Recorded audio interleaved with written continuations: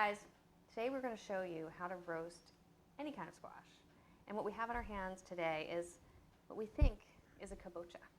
It was labeled something else at the farmer's market, but it looks very much like a kabocha, so we're going with it. But the whole point is that we're not daunted by the fact that we don't know what kind it is, because you can roast any squash the same way. Yeah, and we're not daunted by its size either. Yeah.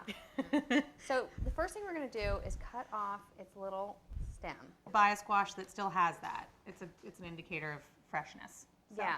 So, and also if you buy that and it's like black and old, that's sort of a sign that it's been harvested a long time ago. But this one you can see is still quite fresh. In fact, it's soft. Cool. Do you want the honors of cutting it in half? Sure. Sure. You want a nice heavy knife, and you do want to obviously do this carefully. I tend to, with a big squash, sort of go at half of it first, and then you can kind of work your way around.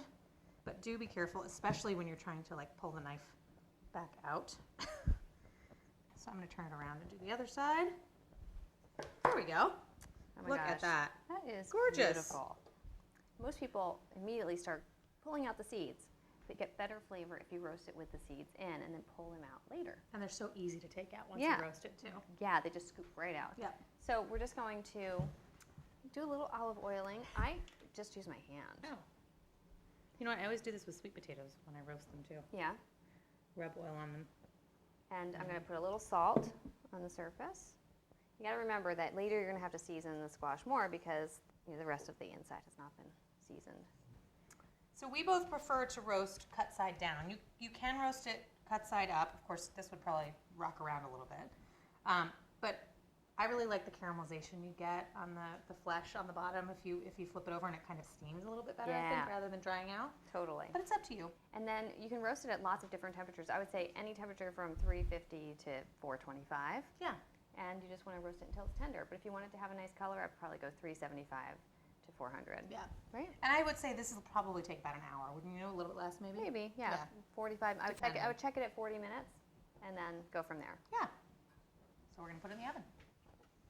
So the squash is getting close to being done, we think, because we're going to check on it. So what you want to do is take a thin tined fork and stick it in the side. Ooh, oh, that slipped right in. So that means it's done. Excellent. Ooh, look at that. Beautiful. I love that caramelization. Okay. And then I'm just going to scoop out the seeds, which is really super simple. Because now the flesh is obviously very soft as opposed to before. I don't want to lose that gorgeous piece. You know, I can separate that out later. Yeah, put that right back in. Hot, hot. You could let this cool for a little bit if you don't want to tempt fate. Fantastic. It smells amazing. Really, rich tasting squash, you can tell.